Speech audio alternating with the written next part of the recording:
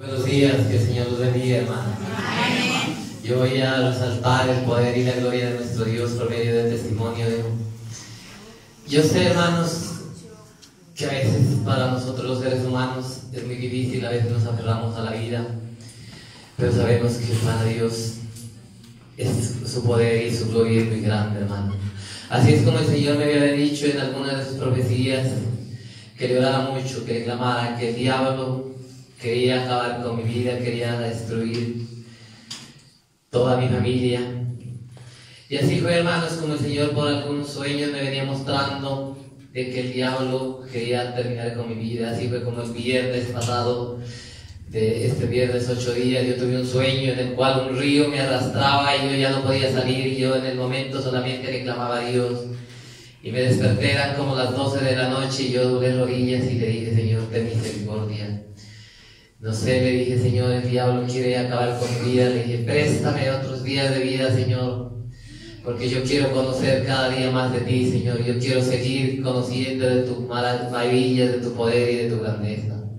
Y así fue como algunos hermanos me habían contado sueños de que me miraban que yo estaba muerto, que moría físicamente, pero yo le clamaba y le pedía al Señor. Y así fue como el domingo, hermanos, viajando, desplazándome hacia un trabajo que tenía, iba a dejarles una remesa a unos amigos que trabajan conmigo, unos compañeros de trabajo. Yo no sé en qué momento, en una parte estrecha, hermano, llegó y se me apagó la camioneta y se me bloqueó la dirección.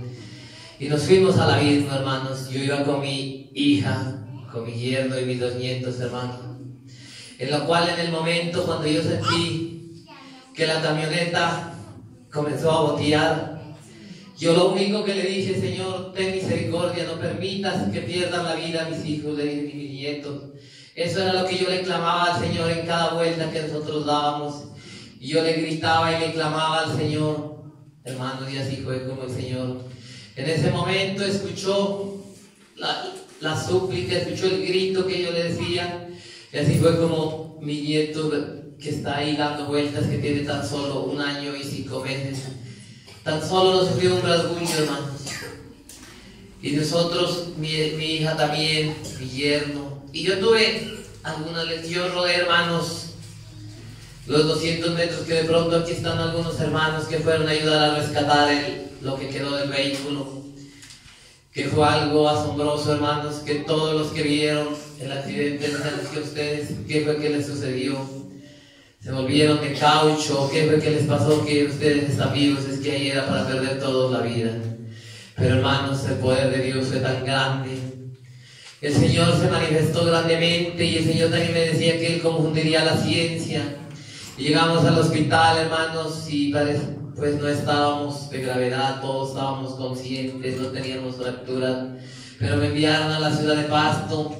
Al otro día me enviaron a hacerme un TAC, hermanos, a donde los médicos ya miraron los resultados y ellos se sorprendieron y dijeron: no, usted tiene que quedarse inmóvil, usted tiene una fractura en cráneo cerebral, donde usted, no, es que no es posible que usted pueda hablar, que usted pueda caminar, que usted pueda moverse.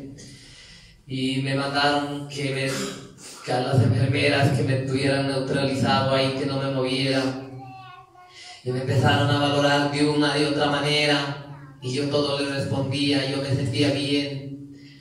Y yo les decía: no, si yo estoy bien. Y ellos se quedaron sorprendidos, llamaron allá a la parte donde me habían hecho el TAC, y le dijeron que qué era lo que realmente había pasado, porque el resultado que daba era diferente a lo que yo estaba. Y quedaron ellos confundidos, hermanos. Al otro día me mandaron una resonancia.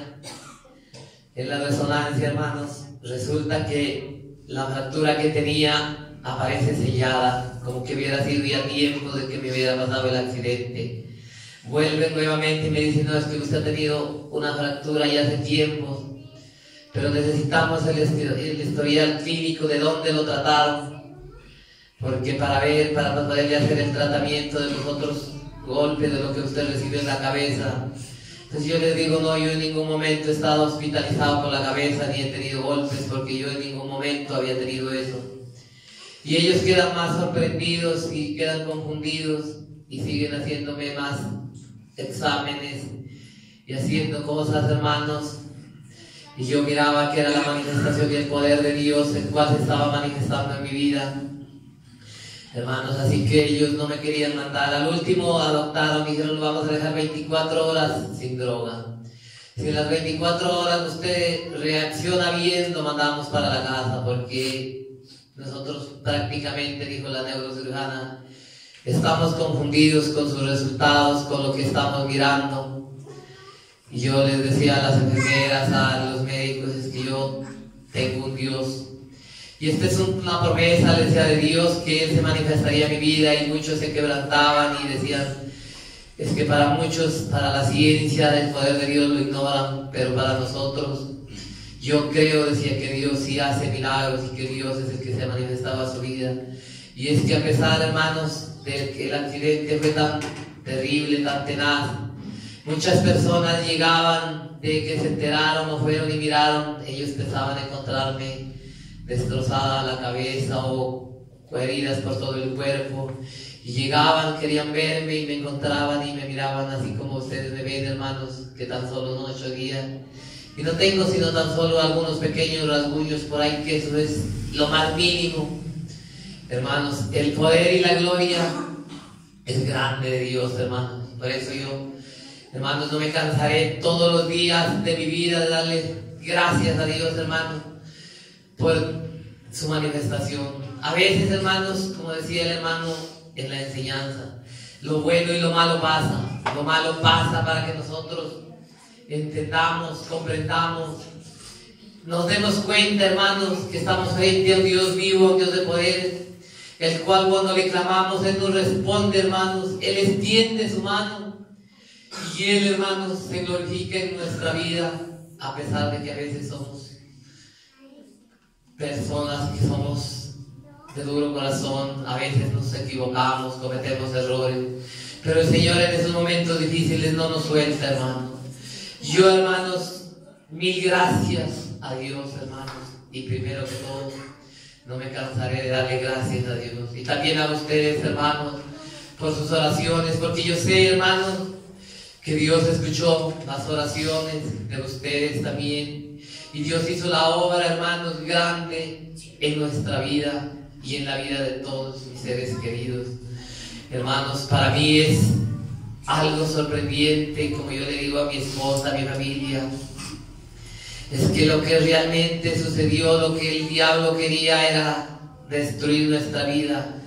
Sí, hermanos, pero Dios no lo permitió. Sí, nosotros, como les digo, hermanos, un día tenemos que partir, tenemos que irnos, porque eternos no somos, pero Dios sabrá cuándo y cómo nos lleva. Aunque el diablo quiera opacarnos, siempre va a estar la mano de Dios para defendernos, hermanos, para ayudarnos.